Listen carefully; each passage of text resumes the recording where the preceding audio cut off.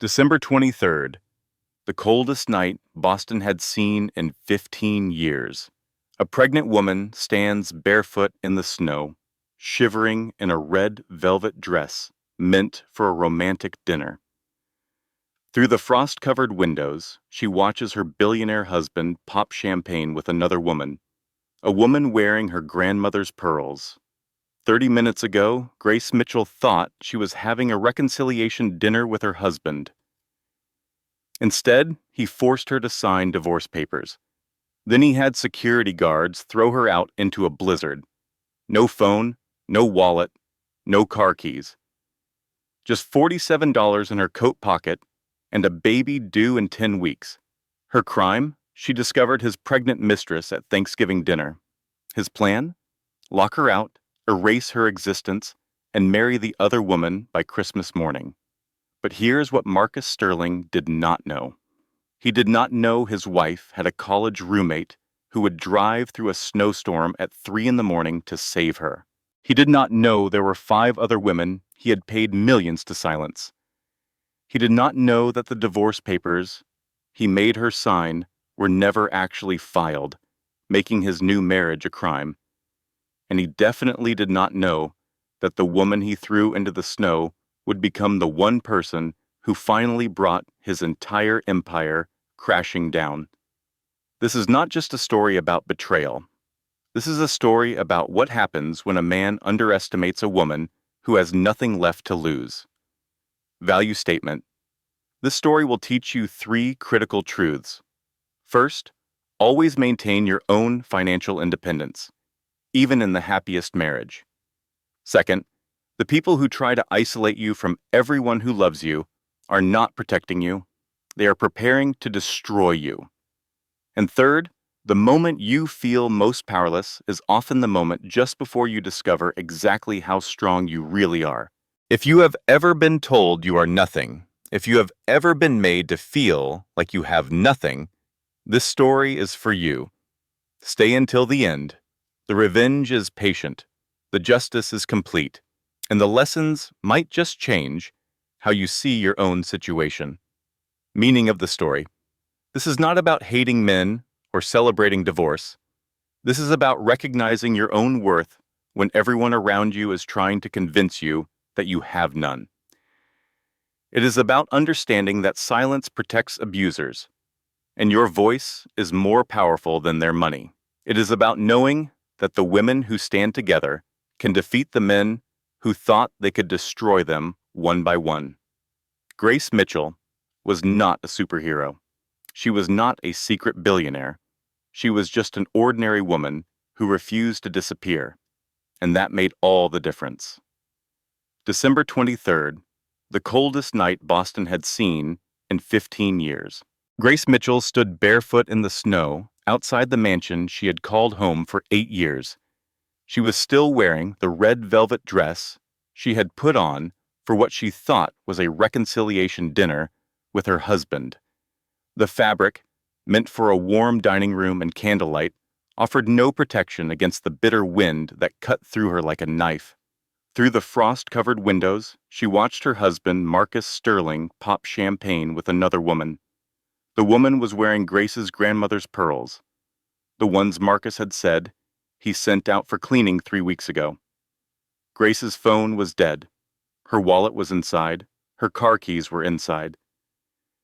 Everything she owned was inside a house she could no longer enter because the locks had been changed while she was signing divorce papers she did not know existed. Her baby kicked hard, and Grace realized she had nowhere to go, no one to call, and exactly $47 in the coat pocket she had grabbed on her way out. Money she had tucked away for the housekeeper's Christmas tip. The snow fell harder now, thick flakes that stuck to her eyelashes and melted against her cheeks, mixing with tears she did not remember starting to cry. Her pregnant belly, 7 months swollen with a child who would never know the life Grace had imagined, pressed against the thin fabric of her dress. Inside, Marcus laughed at something the other woman said. Grace could hear it through the glass, muffled but unmistakable. The laugh she had fallen in love with 12 years ago. The laugh she had built her entire life around. She pressed her hand against the window, leaving a print in the frost, and whispered words that no one would ever hear. How did I get here? The answer, Grace would later understand, had been building for 8 years. She just had not been paying attention. Grace Mitchell grew up in a small town in Ohio, the daughter of a high school teacher and a nurse. She was not rich. She was not connected. She was just smart, hardworking, and believed that love was enough. She met Marcus Sterling during her junior year at Boston University, where she was studying accounting on a partial scholarship and working 2 jobs to cover the rest. Marcus was in the MBA program, already being groomed to take over his family's investment firm. He pursued her relentlessly, showed up at the diner where she waitressed with flowers, helped her study for exams, told her she was the most genuine person he had ever met, so different from the fake society women his mother kept pushing on him. Grace's roommate Denise had been skeptical from the start. Girl, when a rich man says you are not like other women, what he means is you are easier to control than women who know their worth. Grace had laughed it off. Denise had just been dumped by a guy who turned out to be married. She was projecting, right? Grace married Marcus 6 months after graduation. His mother, Victoria Sterling, had made her disapproval clear. Grace was not Sterling material. But Marcus had promised to protect her, to love her, to build a life together. For 8 years, Grace believed him. She gave up her accounting career because Marcus said he made enough money for both of them and wanted her home. She lost touch with college friends because the Sterlings' social calendar left no room for outsiders. She stopped visiting her parents in Ohio because Marcus always had conflicts when she planned trips. She became exactly what the Sterlings wanted: invisible, compliant, grateful, and she told herself it was love. The Thanksgiving that changed everything happened 4 weeks before that December night in the snow. The Sterling family gathered at Victoria's Beacon Hill mansion. 40 guests, crystal chandeliers, a 12-foot table Grace had spent 3 weeks helping to plan. Grace was exhausted, 7 months pregnant, swollen ankles, but she was determined to prove to Victoria, finally, that she belonged in this family. Victoria's toast crushed that hope in seconds. I am so grateful for family, for legacy, for those who understand what it means to be a Sterling. Her eyes skipped over Grace entirely. Marcus's sister, Penelope, cornered Grace at the buffet later that evening. You know, I heard pregnancy brain is real. Is that why you forgot to RSVP to the charity gala? Or did you just assume you were not important enough to be missed? Grace tried to respond, but Penelope cut her off. Oh, honey, do not strain yourself. We all know why Marcus married you, but babies grow up, and then what will you have to offer? Grace excused herself, desperate to find a bathroom where she could cry in private. She rounded a corner toward the library and stopped dead. Marcus stood by the fireplace with his hand on another woman's very pregnant belly. The woman was Sloane Harrington. Grace had met her before. She was on the board of Marcus's charity foundation. Beautiful, polished, old money. Marcus was saying words that rearranged Grace's entire understanding of her life. I promise, after Christmas, I just need to get the paperwork finalized. Then it is you, me, and our son, the way it should have been from the start. Grace did not confront them. She could not. Her legs would not move. Her voice would not work. She backed away slowly, bumped into a server, and sent a tray of champagne glasses crashing to the floor. Everyone turned to look. Victoria sighed from across the room. This is why we cannot have nice things. And Grace ran, as fast as a 7 months pregnant woman can run, to the bathroom, where she locked herself in and broke down completely. She sat on the cold bathroom floor, her back against the door, her hands on her belly.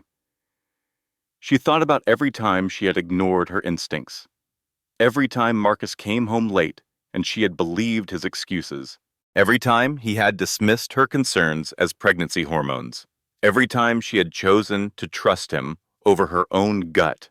How long had this been going on? How many times had she been the fool and not known it? The baby kicked again, as if to say, "Mom, we need to get out of here." And for the first time in 8 years, Grace listened to her own inner voice. But listening and having the power to act were two very different things. She had spent the month after Thanksgiving researching divorce attorneys in secret. She discovered she was entitled to half of marital assets. She found a lawyer named Janet Morrison who specialized in high net worth divorces. She scheduled a consultation for December 27th. She thought she was being smart, careful, strategic. She was wrong. On December 23rd, Marcus came home with flowers and apologies. He had been distant, he knew. Work had been stressful, but he wanted to make it up to her. A special dinner at home, just the two of them.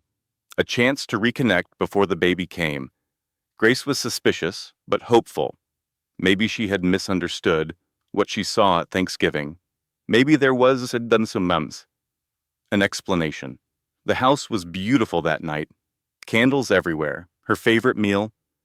Marcus was charming, attentive, everything he used to be. Then he slid an envelope across the table. "I have a Christmas present for you. Something I have been planning for months." Grace opened it, expecting jewelry or vacation tickets. It was divorce papers.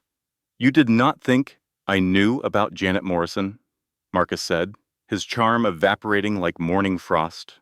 "I have people who monitor everything. You are planning to divorce me. Fine. But you are not going to destroy my family's reputation or take my money. These papers are generous, more generous than you deserve. You get the car, your clothes, and a $50,000 settlement. That is it." Grace's hands trembled as she held the papers. "But I have been your wife for 8 years. I gave up my career. I have nothing." Marcus smiled. The cold smile she had somehow never noticed before. "Exactly. You have nothing. You are nothing. You were never a sterling. You were a placeholder until I found Sloan. Now sign the papers, or I will make sure you never see this baby." Grace would later learn that Marcus's threat was largely empty. Courts do not terminate parental rights simply because one parent is wealthy. But in that moment, she did not know that. And her ignorance, her isolation from anyone who could have told her the truth, made her vulnerable. This is why abusers isolate their victims. Knowledge is power, and they cannot afford for you to have any. Grace signed. Her hands were shaking so badly she could barely hold the pen, but she signed. Then security guards appeared, two men she had never seen before. "Your belongings will be shipped to whatever address you provide," Marcus said. "But you need to leave now. Sloan is moving in tomorrow, and I do not want any awkwardness. It is freezing outside. At least let me get my coat, my phone. You can take the coat by the door. That is all." Consider it a final act of generosity.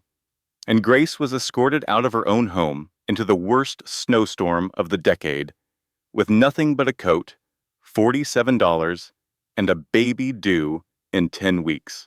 After signing divorce papers, her billionaire husband had locked his pregnant wife out in the snow to marry his mistress. And Grace Mitchell stood in the cold, watching her old life celebrate her absence, with absolutely no idea what to do next. Grace walked 3 miles through the snow before finding a 24-hour diner on the outskirts of the city. Her feet had gone numb somewhere around mile 2. Her fingers had stopped hurting, which she knew from basic first aid was not a good sign. She pushed through the diner door and was hit by a wall of warmth that made her eyes water. Or maybe that was just the tears she had been holding back for the past hour. She had $47. A cup of coffee cost $3. She ordered one and sat in the corner booth, trying not to cry. The waitress, a woman in her 50s with tired eyes and kind hands, noticed Grace's condition. Her name tag said Donna. She brought Grace a bowl of soup without being asked and set it down gently. "On the house, honey. You look like you need it more than my tips need the sale." Grace tried to thank her, but the words caught in her throat. At 2 in the morning, a drunk college student stumbled in and tried to order a venti caramel macchiato. Donna just stared at him. "Honey, this is a diner. We have coffee. It is hot. It is brown. Take it or leave it." The kid looked personally offended. "But where's the closest Starbucks?" Donna pointed vaguely east. "About 2,000 miles that way." Emotionally, Grace laughed for the first time in hours. It hurt. She sat in that booth until nearly 4 in the morning, nursing her cold coffee and trying to figure out her next move. Her phone was dead and inside the mansion. Her credit cards were probably already canceled. Her car was in Marcus's name. She remembered one person from her old life, Denise Carter, her college roommate, the one who had warned her about Marcus, the one she had stopped calling 5 years ago because Marcus said Denise was a bad influence. Grace asked Donna if she could use the diner phone. Denise picked up on the third ring, her voice thick with sleep. "Do you know what time it is? This better be important." "Wait, Grace? Oh my God. Grace?" Grace could barely get the words out. "Denise, I need help. I do not have anywhere to go. Marcus, he divorced me, he threw me out, and I am pregnant, and I do not know what to do." There was a pause. Grace braced herself for the "I told you" so that she deserved. But Denise did not say that. "Where are you? I am coming to get you." 45 minutes later, Denise's old Honda pulled into the diner parking lot. Grace watched through the window as her former best friend got out, wearing sweatpants and a winter coat thrown over what was clearly pajamas. Denise spotted her through their glass and stopped. For a moment, neither of them moved. Then Denise pushed through the door and crossed the diner in 5 steps. She pulled Grace into a hug so tight it hurt. "Grace, you disappeared on me for 5 years. Do you know how worried I was? I called. I texted. I even showed up at your house once, and that witch of a mother-in-law told me you did not want to see me." Grace pulled back, stunned. "She said you never came. She said you did not care anymore." "That is how they operate." Denise's voice was fierce. "They isolate you until you have no one left. But guess what? I am still here. I have always been here, and that monster does not get to win. Now let us get you out of here before you turn into a pregnant popsicle." Denise paid Donna for the soup and the coffee that Grace had never touched, adding a generous tip. Then she guided Grace out to the car, wrapping her own coat around Grace's shoulders. In the warmth of the Honda, Grace finally let herself fall apart. Denise did not try to stop her. She just drove, one hand on the wheel and one hand holding Grace's, letting her cry until there was nothing left.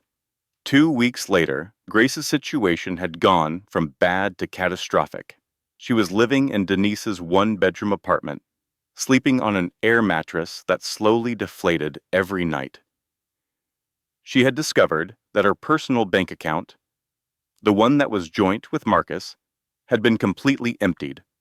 Her credit cards had been canceled. Marcus had reported her car as stolen, even though it was in his name and she had never taken it. Attorney Janet Morrison, the one Grace had been planning to consult, dropped her as a potential client. Too much conflict with sterling family connections, her assistant had said. And then came the phone call that broke her completely. Grace finally reached her parents in Ohio. She had not spoken to them in 14 months. Marcus had always had reasons why Christmas visits and phone calls needed to wait. Her mother answered on the second ring. "Gracie? Oh, thank God. We have been trying to reach you for months. Mom, Grace's voice cracked. I am so sorry. I did not know, Marcus said. You were busy. Your father, her mother continued, and Grace heard the tremor in her voice. Honey, your father had a stroke in September. He is in a care facility. We tried to contact you. We called. We wrote. Marcus said you were traveling. Grace sank to her knees in the middle of Denise's kitchen. I did not know. I did not know. I would have come. The bills are bad, Gracie. Her mother's voice broke. We are losing the house. I did not want to burden you, but I did not know who else to call. Grace hung up and sobbed in Denise's bathroom for an hour. She had lost her husband, her home, her money, her future. She was about to have a baby she could not afford to raise. And while she was playing the role of sterling wife, her father was dying, and her parents were going bankrupt. She did not have the resources to help them. She could barely help herself. For one terrible moment, Grace understood why some people just stop. Give up. Let the current pull them under. She was 32 years old, 7.5 months pregnant, and completely alone. She had failed at her marriage, failed her parents, and was about to fail her child. What was the point? But then she felt the baby move, a strong kick, right under her ribs, almost defiant. And she thought, no. This baby did not choose any of this. This baby deserves a mother who fights. I might be broken, but I am not finished. She got up from the bathroom floor. She washed her face. She walked out to where Denise was sitting on the couch, pretending not to have heard everything. Okay, Grace said. Pity party is over. We need a plan. Denise looked up with something like pride in her eyes. Now that is the Grace Mitchell I remember. Sit down. We have work to do. Denise, it turned out, was a paralegal at a small law firm. Not fancy, but she knew things. First rule, Denise said, document everything. Every text Marcus sent, every threat, every financial record you can access. Second rule, you need your own attorney, not one connected to Boston society. I know a woman named Rebecca Sullivan. She is not fancy, but she is a pit bull, and she works on contingency for cases like yours. Third rule, you are entitled to a lot more than $50,000.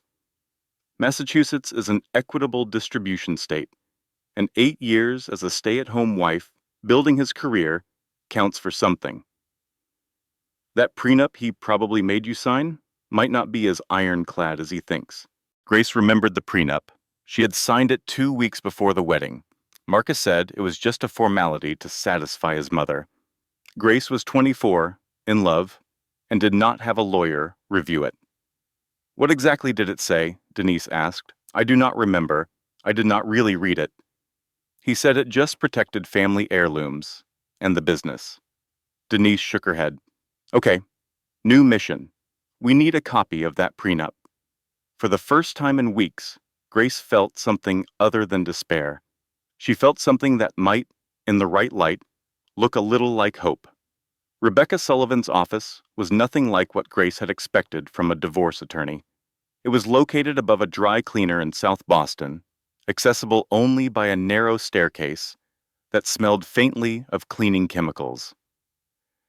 The waiting room consisted of 2 plastic chairs and a coffee table covered in outdated magazines. But Rebecca Sullivan herself was exactly what Denise had promised. She was in her late 40s, with steel gray hair cut short and practical, and eyes that seemed to see right through any pretense. When Grace walked in, Rebecca stood, shook her hand firmly, and said, Sit down. Tell me everything. Do not leave anything out, and do not try to make yourself look better than you were. I need the truth if I am going to help you. So Grace told her. All of it. The marriage, the isolation, the Thanksgiving discovery, the divorce papers she had signed under duress, the night in the snow. She talked for almost an hour while Rebecca took notes and asked occasional clarifying questions. When Grace finished, Rebecca set down her pen and leaned back in her chair. Let me understand this.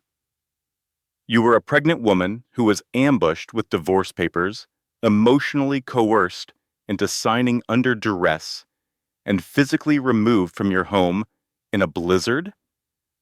And he thinks this is going to hold up in court? Grace blinked. Is it not going to? Rebecca almost smiled. Honey, we are going to take him apart. The first order of business was getting a copy of the prenup. Rebecca filed a request through court records, and 3 days later, she called Grace with news that changed everything. Grace, this prenup has a fidelity clause. Grace sat down on Denise's air mattress, her heart pounding. What does that mean? It means that if either party commits adultery during the marriage, the prenup is void. Standard in old money families. And you said he is having a baby with another woman? A baby that is due when? I do not know exactly. Grace thought back to that moment in the library, Marcus's hand on Sloane's belly. She looked about as far along as me. So he was having an affair for at least 7 months while you were pregnant. If we can prove that, and a baby is pretty hard to hide, this prenup is worthless. You are entitled to equitable distribution of all marital assets. Grace felt dizzy. What does that mean in actual money? Rebecca's voice was calm, but there was an edge of satisfaction in it. The Sterling family assets are estimated at over $200 million. Equitable distribution means you could be looking at a significant portion of that, plus alimony, plus child support, plus damages for emotional distress and coercion. We are not talking about $50,000, Grace. We are talking about millions. For the first time in weeks, Grace felt something other than despair. But Rebecca's next words tempered her hope. This will not be easy. The Sterlings have money and connections. They will fight dirty. Are you ready for that? Grace thought about her father in his care facility, her mother losing their house, her baby, due in just 8 weeks, who deserved a future that was not defined by Marcus Sterling's cruelty. I am ready to fight for my baby's future, whatever it takes. 3 weeks later, in the middle of February, Grace's daughter was born. The delivery was difficult. 18 hours of labor, complications that required intervention, and a moment near the end where the doctor's voices took on an urgency that terrified Grace. But then she heard a cry, high and strong, and absolutely furious at being brought into this cold world. They placed the baby on Grace's chest, and everything else disappeared. Hello, Grace whispered through tears. Hello, Emma Rose Mitchell. She had decided weeks ago that her daughter would not carry the Sterling name. Grace had legally changed her own name back to Mitchell before the birth, cutting the last official tie to the family that had tried to destroy her. Emma. It meant whole, complete. Rose, for Grace's grandmother, who had worn pearls that Marcus had stolen and given to his mistress. Emma Rose Mitchell, a name that belonged only to them. Denise was there through the whole delivery, holding Grace's hand during the contractions and crying right alongside her when Emma finally arrived. She is perfect, Denise said, looking at Emma's scrunched-up face. She looks like a tiny, angry old man, but she is perfect. Grace laughed despite her exhaustion. She is going to need her Aunt Denise to teach her about the world. Aunt Denise? Denise wiped her eyes. I like the sound of that. The good news continued to pile up in the days after Emma's birth. Rebecca filed a motion to void the prenup based on Marcus's adultery. She also filed for emergency spousal support, arguing that Grace had been left destitute by a husband who controlled all marital finances. A local news reporter, a friend of Denise's from college, expressed interest in Grace's story. The media, Rebecca explained, could be a powerful tool in cases like this. Public pressure sometimes accomplished what courts could not.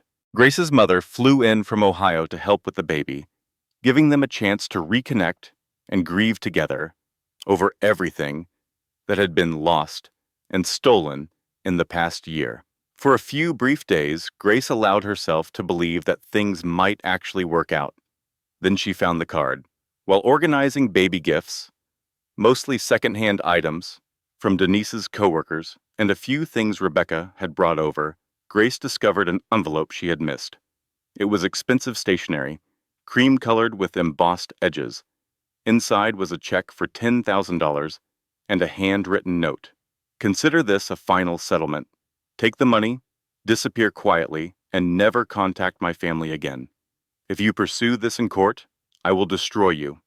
I will make sure no one in this city hires you, rents to you, or helps you. You are nothing, and I will make sure you stay nothing.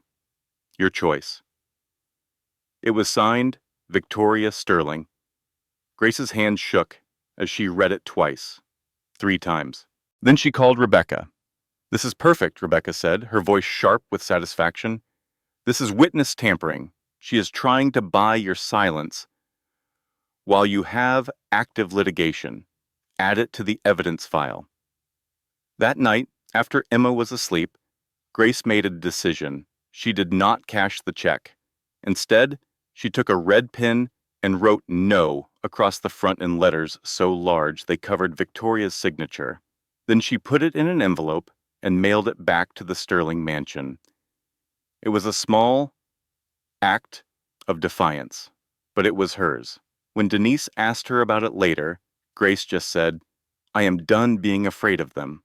But fear, Grace would soon learn, was not something you could simply decide to stop feeling. Not when the people you were fighting against had unlimited resources and absolutely no conscience. The call came 3 days after Grace mailed the check back. Rebecca's voice was different, tight, controlled in a way that told Grace something had gone very wrong.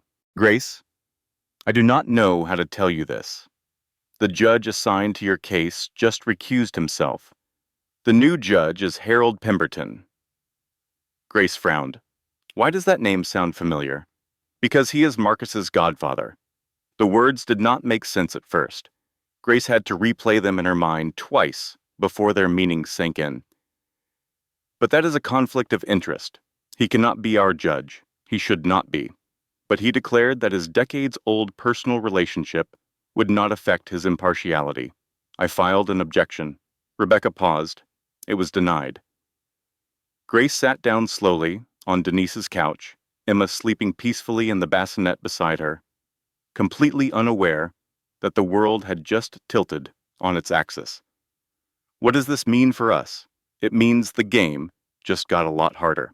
Judge Pemberton is going to rule in the Sterling's favor whenever he can find legal cover to do so. We need to be perfect. We need evidence so overwhelming that even a biased judge cannot ignore it. Do we have that? Not yet. But we are going to get it. Grace looked at her sleeping daughter and felt something cold settle in her chest. The Sterlings had unlimited money, powerful connections, and now they had the judge in their pocket. All Grace had was a pit bull attorney, a loyal best friend, and a baby who depended on her. It would have to be enough. Judge Pemberton's first ruling came down like a hammer. Marcus Sterling's request for partial custody of Emma Rose Mitchell is hereby granted on a temporary basis, pending final resolution of divorce proceedings. The court finds that the child's mother currently resides in an unstable living situation and lacks the financial resources to provide adequate care. Grace sat in Rebecca's office, reading the words on the official court document, and felt her world collapse for the second time in 2 months. 3 days a week, Grace had to surrender Emma to Marcus. The first time was the worst. Marcus arrived at Denise's apartment building in his black Mercedes, Sloane Harrington sitting in the passenger seat. Sloane was holding their newborn son, the baby Marcus had fathered while still married to Grace, the baby he had promised to build a family with, while Grace was carrying his other child. Grace stood on the sidewalk, Emma bundled in her car seat, and tried to hand her over. She could not do it. Her arms locked. Her body refused to cooperate with what her brain knew she had to do. She stood there, paralyzed, while Marcus's expression shifted from impatience to contempt. Grace, the judge ordered this. Give me my daughter. She wanted to scream that Emma was not his daughter. Not really. Not in any way that mattered. He had abandoned them both. He had locked Grace out in the snow while she was pregnant with this child. He had no right to hold her now. But the law said otherwise. Denise had to help pry Grace's hands away from the car seat handle. It is only 2 days, Denise whispered. She is coming back. You will see her in 48 hours. Grace watched the Mercedes drive away with her 8-week-old daughter inside, and something inside her cracked that she was not sure would ever fully heal. That night, Grace lay in Denise's apartment, listening to the silence where Emma's breathing should have been. She thought about all the advice she had read about staying strong, about fighting back, about not letting them see you cry. But the truth was, she was not strong. She was just a mother who missed her baby. And no amount of fighting or strategy or righteous anger could fill the empty space in her arms. She cried until there was nothing left. And then, somehow, she got up the next morning anyway. Because Emma was coming back in 2 days. And Emma needed a mother who kept going. Victoria Sterling made good on her threat, with systematic precision. Grace was fired from her part-time job at a local bookstore. The owner apologized, saying he had received calls and could not afford the trouble. Denise's landlord suddenly decided not to renew the lease. They had 30 days to find a new place to live. The insurance company handling Grace's father's care denied a claim that should have been routine. Appeals were possible, but would take months. The reporter, who had been interested in Grace's story, suddenly lost interest. Sorry, she texted Denise. My editor killed it. Pressure from somewhere, I do not know where. One by one, every source of support Grace had found was being dismantled by invisible hands. Then the letter arrived from Marcus's attorney. Marcus Sterling was filing for full permanent custody of Emma Rose Mitchell. His grounds were devastating.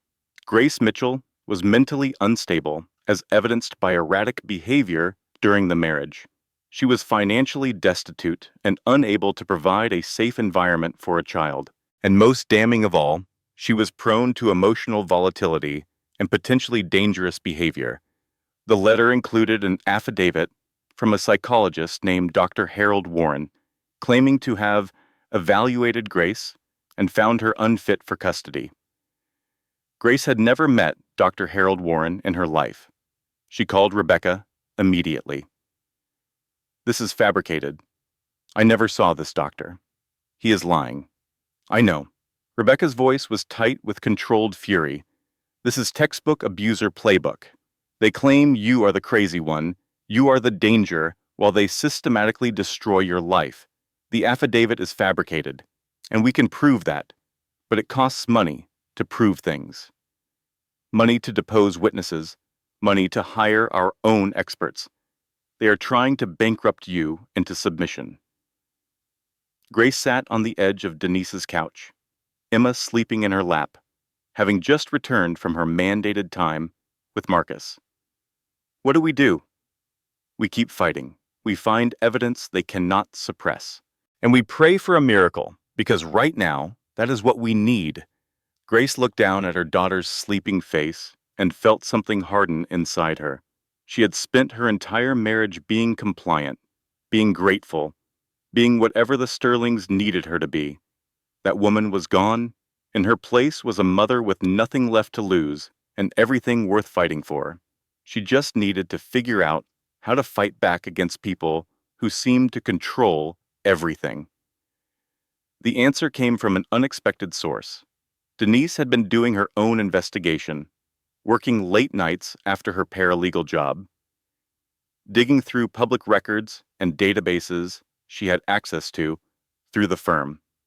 One night, 3 weeks after the custody ruling, she came home with a look on her face that Grace had never seen before. "I found something." Grace set down the baby bottle she had been washing. "What?" Denise sat down at the kitchen table and spread out printed pages.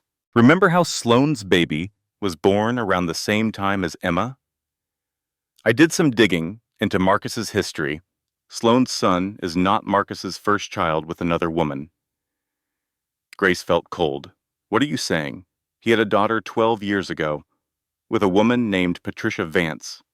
She was 25 when she met him. Sound familiar?" Grace thought about her own story. 23 when she met Marcus. Young, impressionable, easy to control. What happened to her? That is the interesting part. She was paid $3 million to disappear. She signed an NDA. She moved to Oregon, changed her name, and never contacted the Sterlings again. Denise paused. "Except I found her. Her name is Patricia Wells now. She is married, has 2 more kids, works as an elementary school teacher. And she is willing to talk." Grace stared at her friend. "Why, she signed an NDA. She could lose everything." Denise's expression was grim. "Because she has spent 12 years regretting that decision. Because she has a daughter out there who does not know she exists. And because when I told her what they are doing to you, she said she could not let them destroy another woman the way they destroyed her." For the first time in weeks, Grace felt something other than despair or exhaustion. She felt something that might be hope. When do I meet her? Patricia Wells looked nothing like what Grace had expected. She was 44 years old, with laugh lines around her eyes and gray streaking through her brown hair. She wore a simple cardigan and jeans, and when she walked into the coffee shop where they had agreed to meet, she looked like any suburban mom running errands on a Saturday morning. She looked happy, normal. It was somehow more devastating than if she had looked broken. Patricia sat down across from Grace and Denise, ordered a black coffee, and did not waste time on small talk. "I was 25 when I met Marcus. He was charming, just like he was with you, I am sure. I was working as an assistant at his company. He pursued me relentlessly, told me I was special, different from other women." Grace flinched at the familiar words. "I got pregnant," Patricia continued. "I was naive enough to think he would marry me. Instead, Victoria offered me money to go away. $3 million and a non-disclosure agreement. I would never contact the Sterlings, never speak about them publicly, and I would give up all parental rights to my daughter." She paused, her hands wrapped around her coffee cup. "I took the money because I was scared and alone, and I did not think I had any other choice. They made it clear that if I fought them, they would destroy me. And I believed them." Grace thought about her own situation. The lost job, the eviction, the insurance denial, the fabricated psychological evaluation. "I believe them too," Patricia nodded. "The difference is, you are fighting back. I did not have that courage 12 years ago. But I think about my daughter every single day. Lily. That is what I named her before I signed her away. I do not know what the Sterlings call her now. I do not even know if she knows she is adopted." She looked at Grace with something fierce in her eyes. "When Denise contacted me and told me what they were doing to you, I realized this was my chance to do what I should have done 12 years ago. I have documents, records, proof of how the payoff was structured, how Victoria handled it personally, how they made me sign papers that probably were not even legal, and I am willing to break my NDA and testify." Grace felt tears prick her eyes. "They will come after you. You know that. I know." Patricia's voice was steady. "But I have spent 12 years living in fear, and I am done. My daughter is going to grow up eventually and learn what happened.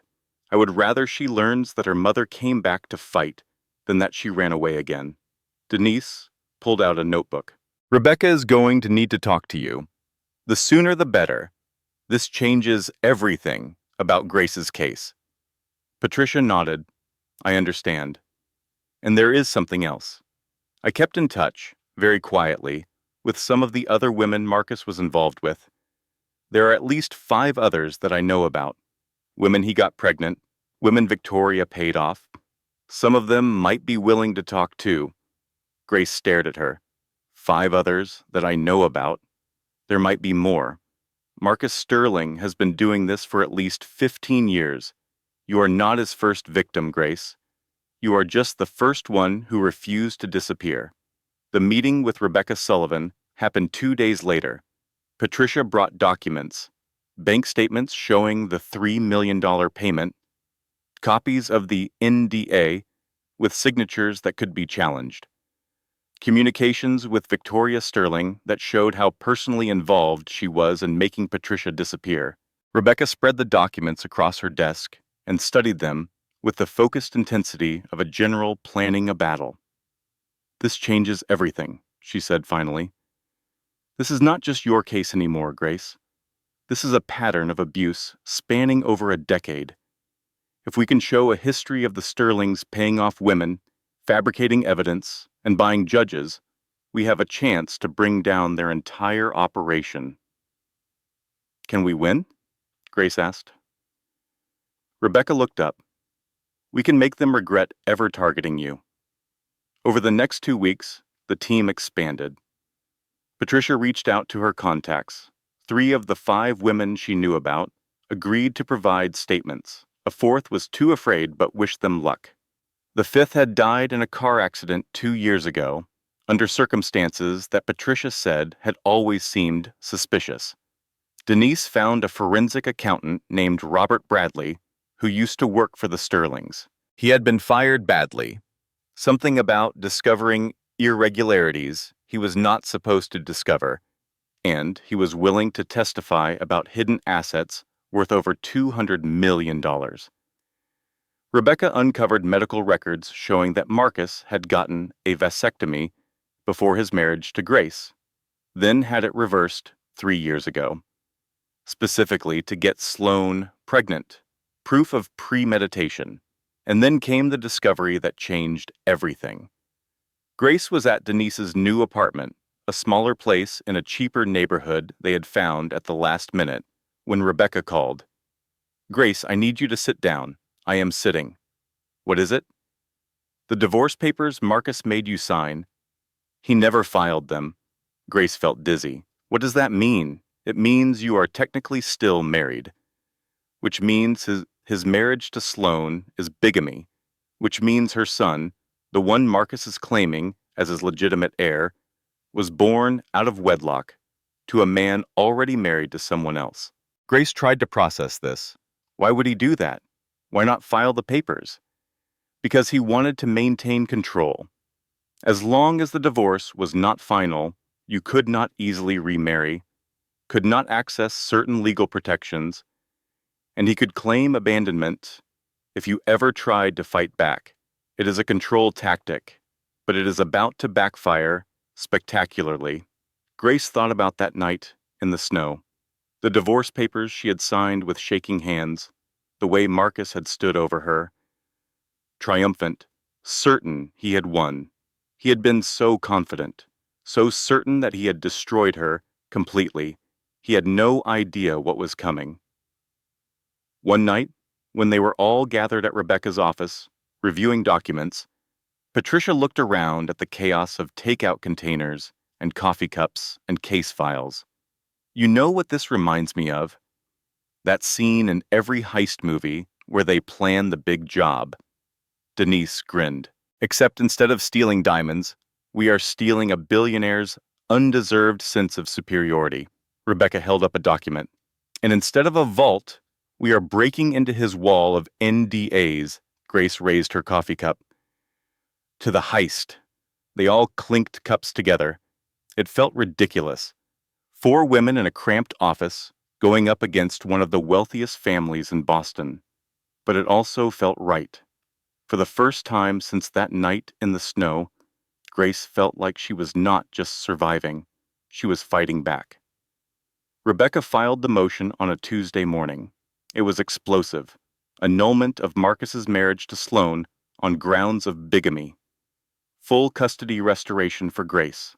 A counterclaim for massive damages based on fraud, coercion, and intentional infliction of emotional distress. The motion included Patricia's testimony, statements from the three other women who had come forward, the forensic accountant's evidence of hidden assets, and documentation of Judge Pemberton's personal relationship with the Sterling family. Within 48 hours, the story went viral. Boston billionaire allegedly ran baby buying, operation to silence mistresses. The headline was everywhere. Local news, national outlets. Social media exploded with commentary and outrage. Hashtags started trending.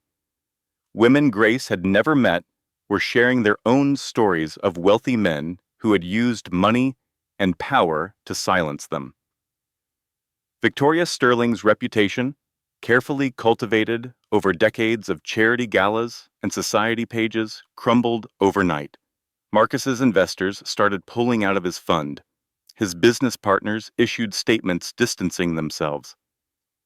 The country club where he played golf quietly revoked his membership.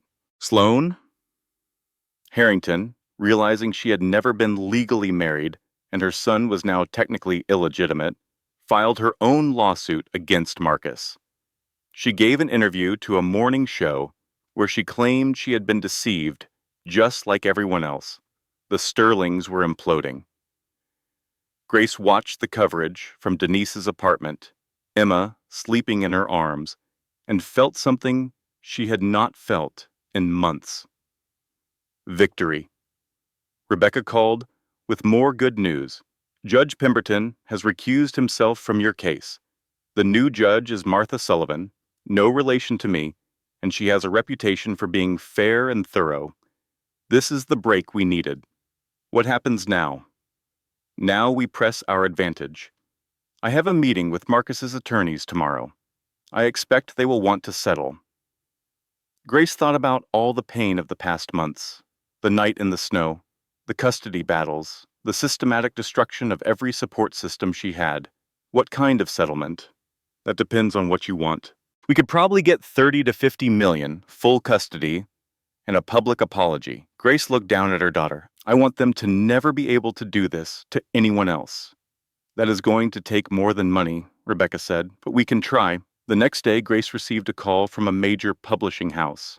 They wanted to buy her story, 7 figures for a book deal, with the possibility of a film adaptation.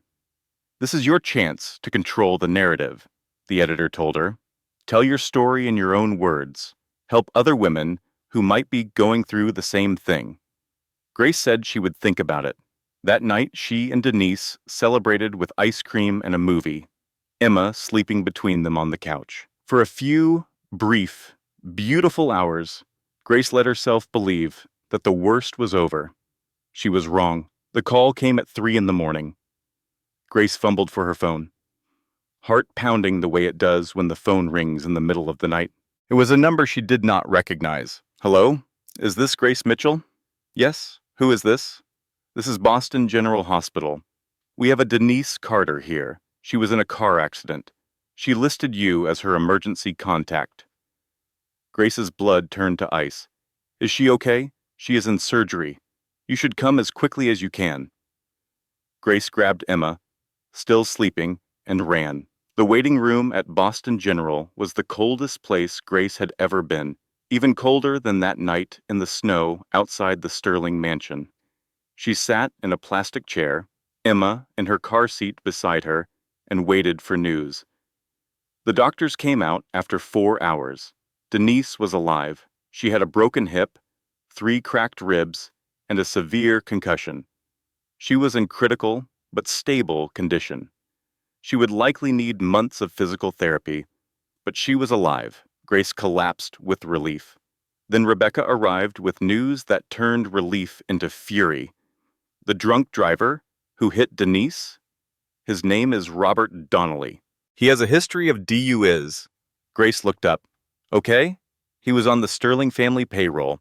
He was supposedly fired 2 years ago, but my investigator found that he has been receiving payments to a shell company ever since.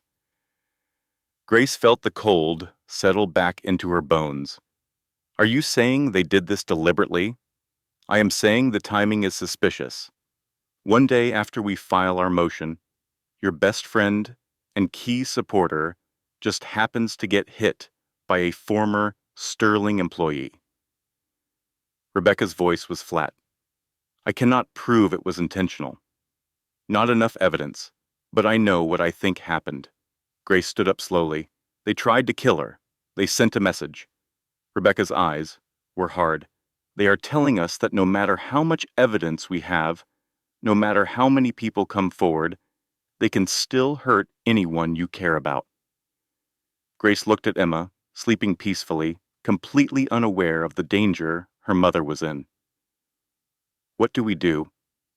We have 2 choices. We can accept a settlement, take the money, and try to disappear.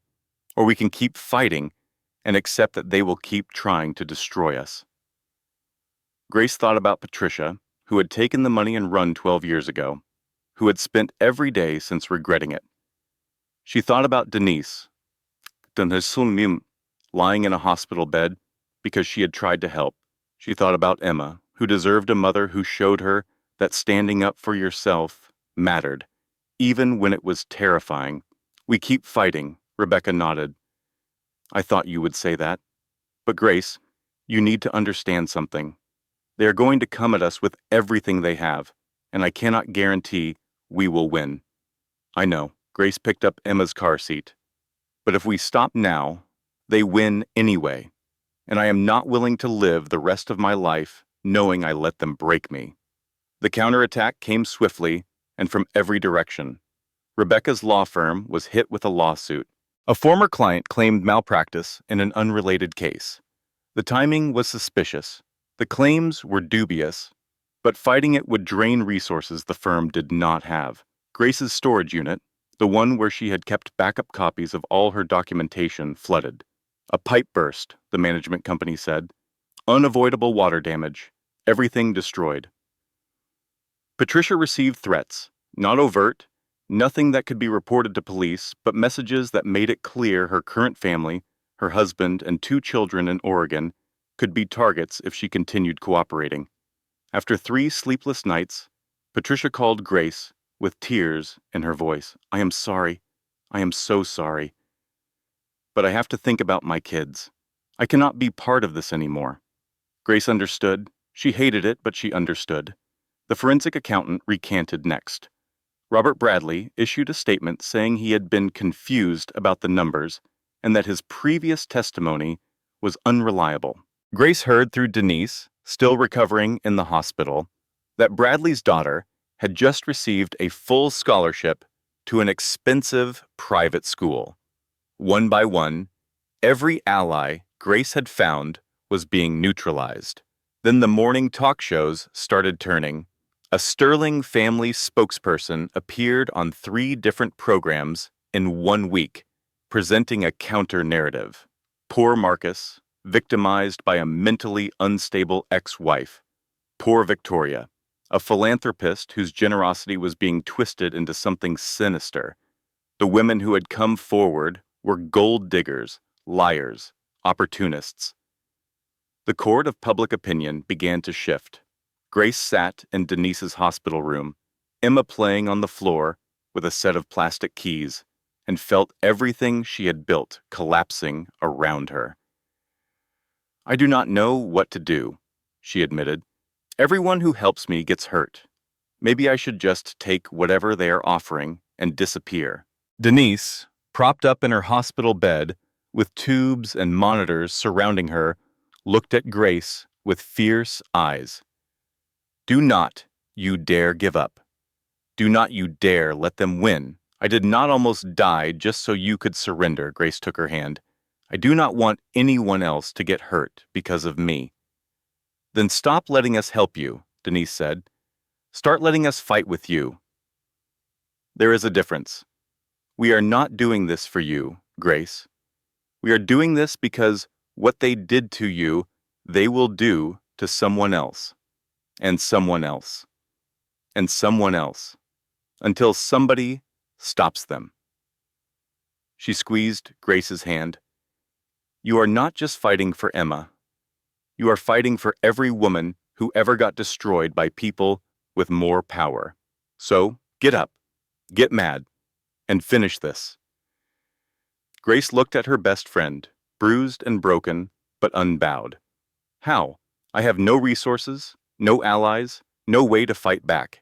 You have your voice. And in the age of the internet, one voice can become million. Grace thought about that for a long moment. Then she pulled out her phone. Teach me how to go viral. Grace started with social media. She created accounts on every platform. She told her story in her own words, not filtered through lawyers or journalists or publicists. She shared documents, screenshots, timeline of events. She named names. She held nothing back. At first, barely anyone noticed. Then Patricia called. I have been thinking about what I said, about giving up. You do not have to explain, Grace said. I understand. No, you do not. I have spent 12 years being afraid. My daughter, Lily, is going to grow up eventually and learn what happened to her birth mother, what I did, how I abandoned her because I was scared. Patricia's voice strengthened. I would rather she learns I came back than that I ran again. I am back in, Grace. All the way this time. Patricia went public with her story.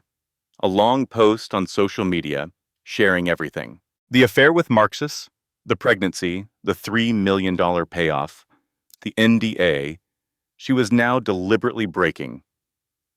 The post was shared 10,000 times in the first 24 hours. The other women started coming back too. First one, then another, then all three who had previously provided statements. They were scared, but they were angrier than they were scared. And then someone new reached out. Her name was Catherine Moore. She was 62 years old, and she had been Marcus Sterling's first victim, almost 30 years ago. I thought I was the only one, she said when she met Grace. For 30 years, I thought I was the only one stupid enough to fall for it, to take the money and run, to give up my child. Catherine had been a secretary at Sterling Investments in the early 90s. The same pattern. The charm, the affair, the pregnancy, the payoff. I had a son, she said. I named him James. I have not seen him in 29 years. But I have been keeping records all this time, hoping someday I would have the courage to use them. She handed Grace a box of documents, bank statements, letters, photographs, evidence spanning 3 decades. One of these documents is a personal check from Victoria Sterling, signed by her own hand. This was before they learned to use shell companies and intermediaries. Grace looked through the papers with trembling hands. This is enough. This is more than enough. I know, Catherine smiled sadly. I have been waiting 30 years for someone brave enough to use it. The video was Catherine's idea, not just a post or a statement, a video showing all of them together. 6 women spanning 3 decades, all with the same story, all naming the same family, all showing documents that proved a pattern of systematic abuse and cover-up. They filmed it in Rebecca's office. One by one, each woman spoke directly to the camera. Their stories, their pain, their evidence. Grace went last. My name is Grace Mitchell. 7 months ago, my husband locked me out of my home in the middle of a blizzard while I was 7 months pregnant. He forced me to sign divorce papers under duress, then threw me into the snow with nothing but $47 and a coat. He thought he had destroyed me. She looked directly into the camera. He was wrong. We are 6 women. We represent 30 years of the Sterling family using their money and power to silence anyone who threatens their reputation. But we are not silent anymore. And we have the receipts. The video went viral within hours. 24 hours later, it had been viewed 15 million times. Rebecca called with updates every few hours.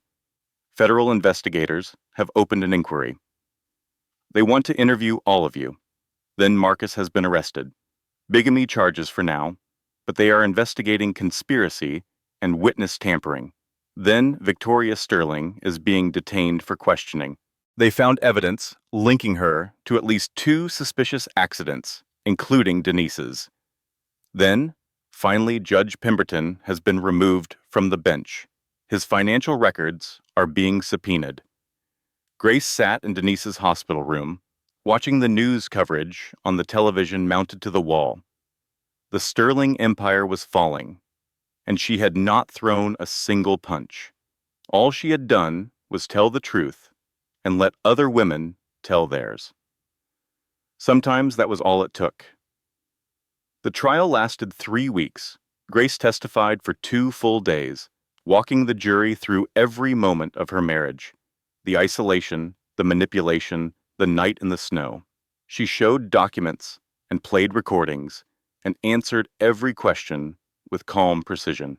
Patricia testified about the pattern. Catherine testified about the history. The other women testified about the money and the NDAs and the threats. Robert Bradley, the forensic accountant, came back. His daughter's scholarship had been revoked once the Sterling family assets were frozen, and he no longer had any reason to stay silent. He testified about hidden accounts and shell companies and assets that Marcus and Victoria had concealed from courts and tax authorities for decades. The driver who had hit Denise, Robert Donnelly, was offered immunity in exchange for his testimony. He admitted on the stand that Victoria Sterling had personally called him 2 days before the accident and asked him to send a message to anyone helping Grace Mitchell. That testimony got Victoria arrested on conspiracy charges. Marcus tried to flee the country halfway through the trial. He was caught at a private airport, attempting to board a jet to a country with no extradition treaty. His arrest made the front page of every newspaper in America. When the verdict came down, Grace was sitting in the courtroom between Denise, who had been released from the hospital 2 weeks earlier and was still walking with a cane, and Patricia, who had flown in from Oregon for the closing arguments. Guilty on all counts: bigamy, fraud, conspiracy, witness tampering, falsifying evidence. Marcus Sterling was sentenced to 15 years in federal prison. Victoria Sterling, tried separately, received 12 years for her role in orchestrating the cover-ups and the attack on Denise. Judge Pemberton was disbarred and faced his own criminal charges. The Sterling family assets, once valued at over $200 million, were frozen pending civil litigation from all 6 women and various government agencies. When the judge read the final verdict, Grace did not feel triumph or vindication. She just felt tired. Denise grabbed her hand. "You did it." "We did it," Grace corrected. "All of us." Patricia was crying. "My daughter, Lily. Maybe now I can find her. Maybe she will want to know me." Catherine, the woman who had waited 30 years for this moment, was smiling through tears. It is finally over. But Grace knew it was not quite over. Not yet. There was still one more thing she needed to do. The civil settlement took another 3 months to finalize. Grace was awarded $45 million. Not the full value of the Sterling assets, but more money than she had ever imagined having. The first thing she did was pay off her parents' medical debt. Her father was still in the care facility, but he was stable now. Her mother visited him every day. They had lost their house in Ohio, but Grace bought them a new one. Smaller, but comfortable. Close to the facility, so her mother could visit easily. The second thing she did was fund Denise's recovery. Denise had spent 3 months in and out of hospitals, dealing with complications from her injuries. The bills were astronomical. Grace paid everyone. You do not have to do this, Denise said, when Grace showed her the bio, the zero balance statements.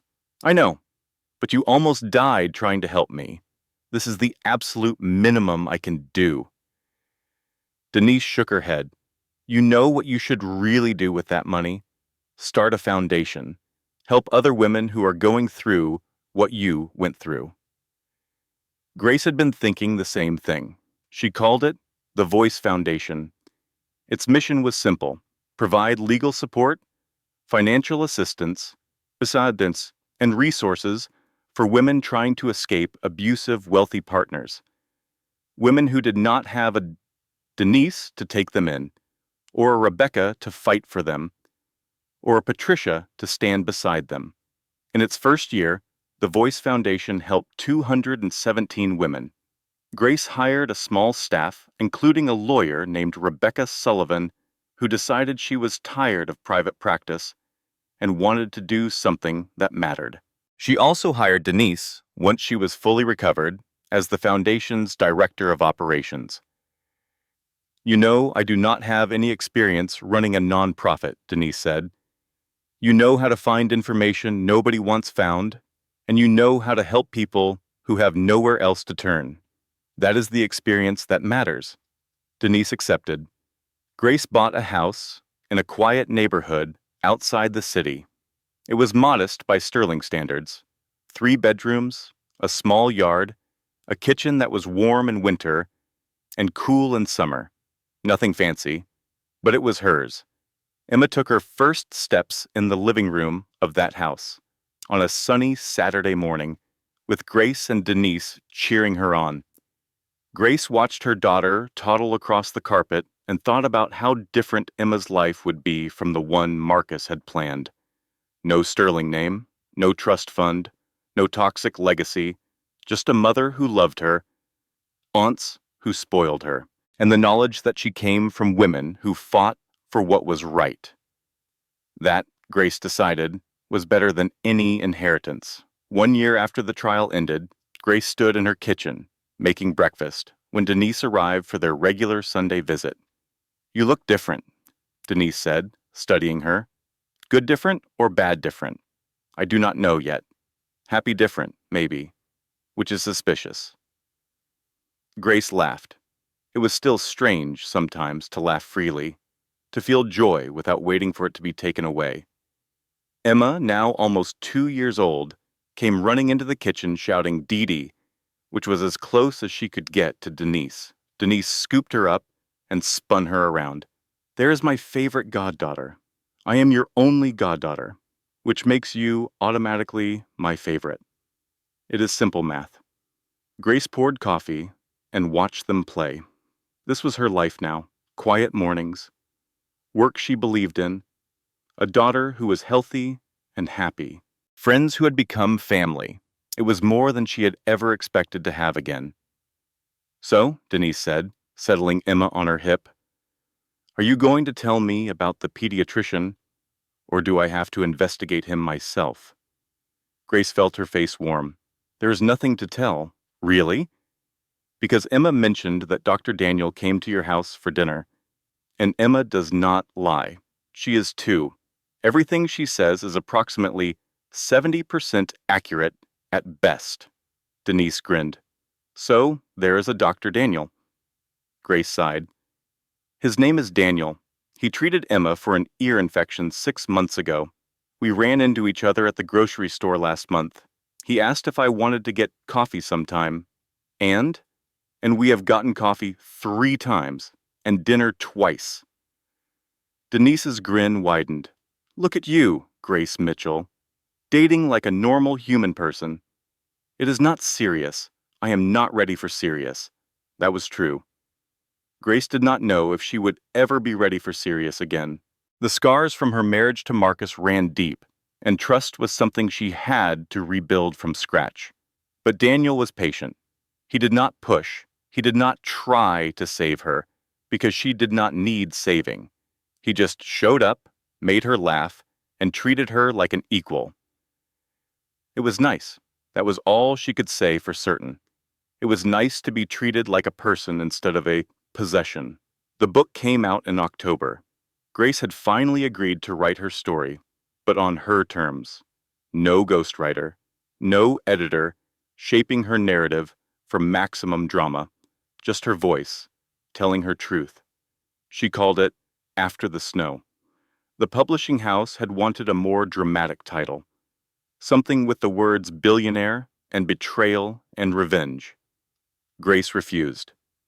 The book is about what happens after, she told them, after the worst moment of your life, after everyone gives up on you, after you have to decide whether to keep fighting or let them win. She dedicated it to Denise, Patricia, Catherine, and all the women who had found the courage to tell their stories. The book debuted at number 3 on the bestseller list. Grace did interviews, though she kept them limited. She did not want to become a professional victim, endlessly rehashing her trauma for entertainment. She wanted to use her platform to help other women, then step back and let the work speak for itself. One interviewer asked her what she would tell her past self, the Grace who stood in the snow outside the Sterling mansion with nothing but $47 and a dying phone. Grace thought about it for a long moment. I would tell her that the worst night of her life is going to lead to the best years of her life. That everything she is losing is making room for everything she is going to gain.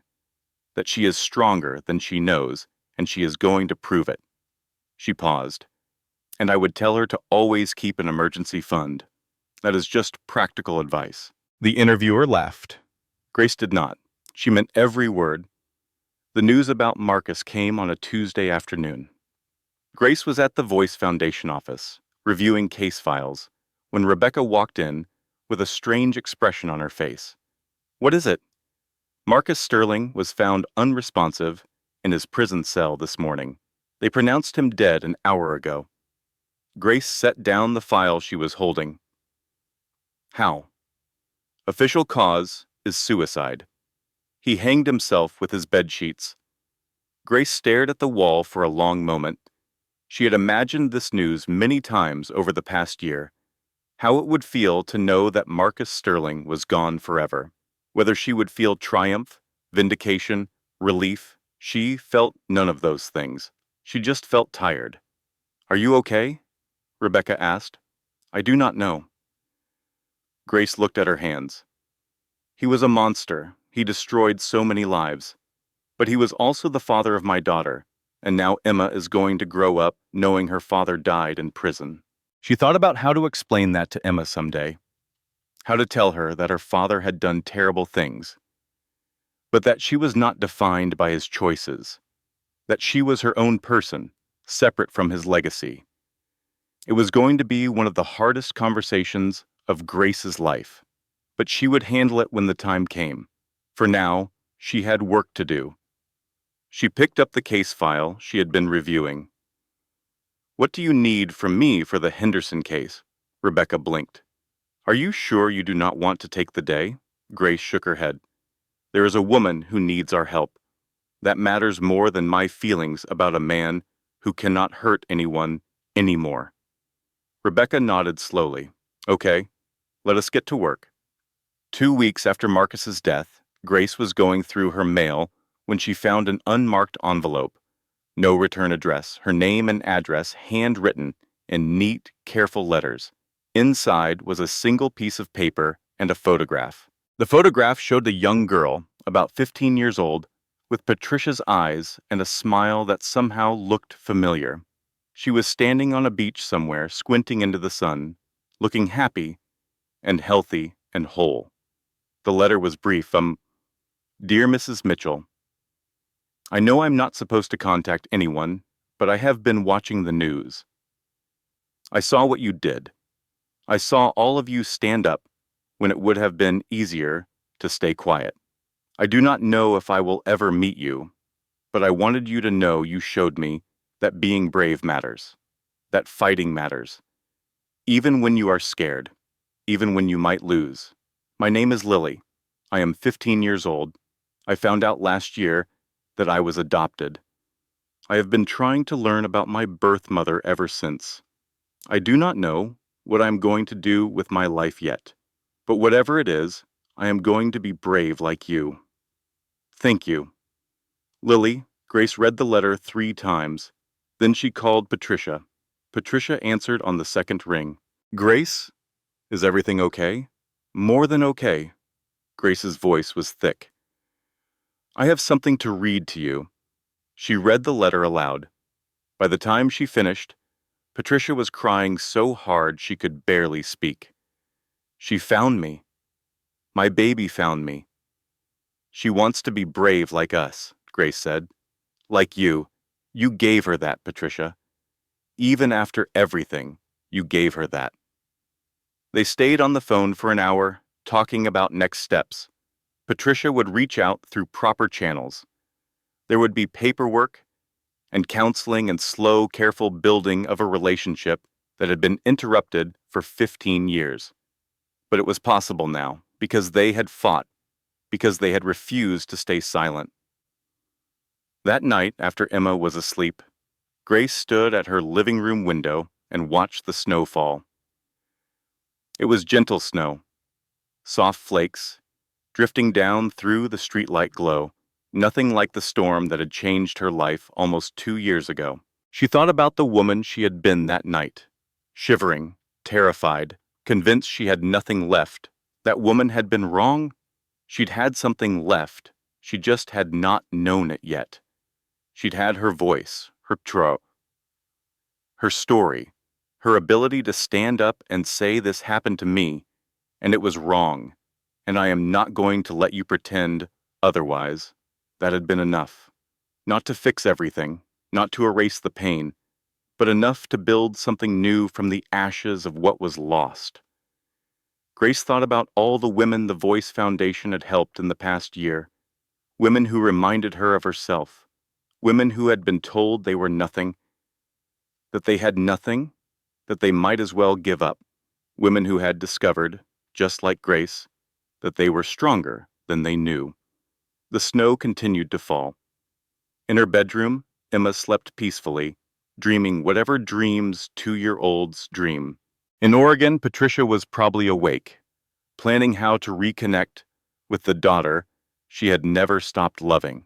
In her apartment across town, Denise was probably watching a terrible movie and texting Grace sarcastic commentary.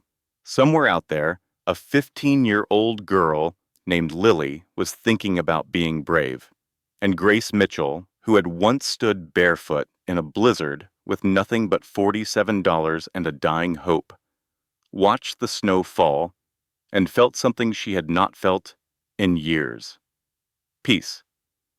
Not because she had won, not because her enemies had fallen, but because she had survived. She had protected her daughter. She had found her voice. She had helped other women find theirs.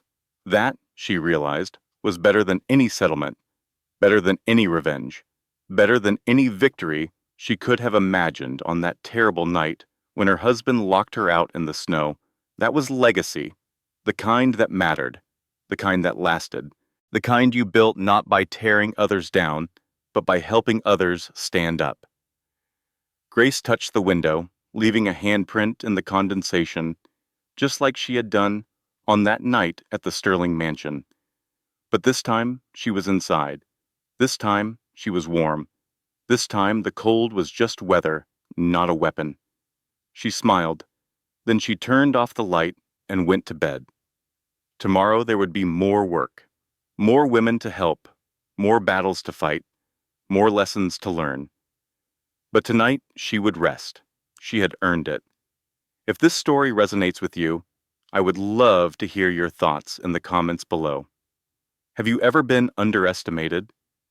Have you ever had to fight for something everyone told you to give up on? Share your experience. Your words might be exactly what another woman needs to hear today.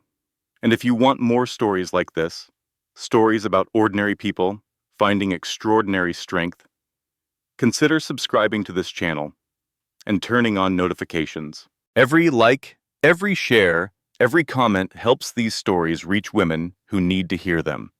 We are building a community here, a community of survivors, fighters, and people who refuse to stay silent. Welcome to the family. Final disclaimer. This content has been carefully researched, developed, and manually edited by our team to deliver meaningful lessons and authentic emotional value to our audience. Every story we share is crafted with intention, designed not just to entertain, but to empower, educate, and inspire real change in the lives of those who listen. Thank you for being here. Thank you for listening. And thank you for being part of a community that believes stories can make a difference. Now let us begin.